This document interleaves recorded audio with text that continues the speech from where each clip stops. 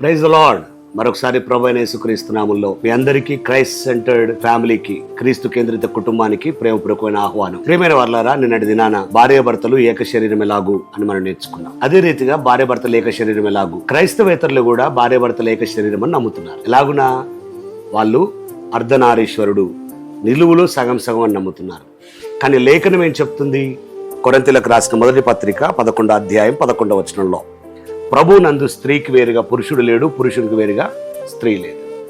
అలాగనే ఎఫెసీ పత్రిక 5వ అధ్యాయంలో 23వ వచనంలో, భార్యకు శిరస్సు భర్త అంటే తలభాగము పురుషుడని, దేహమంతా స్త్రీ అని, అంటే విడదీయరేలంతా వారిద్దరూ ఏకమై ఉన్నారని బైబిల్ మాట్లాడుతుంది. కాబట్టి భార్యాభర్తలుగా మీరు ఒకటిగా ఉన్నారా ప్రశ్నించుకోండి. తలభాగంగా పురుషుడు, దేహంగా స్త్రీ ఉండి వారు ఒకటిగా ఉన్నట్టుగా, దేవుని మహిమ కొరకు ఏకపరచబడినట్లుగా ఉండుటకు దేవుడు సహాయం చేయనుగాక.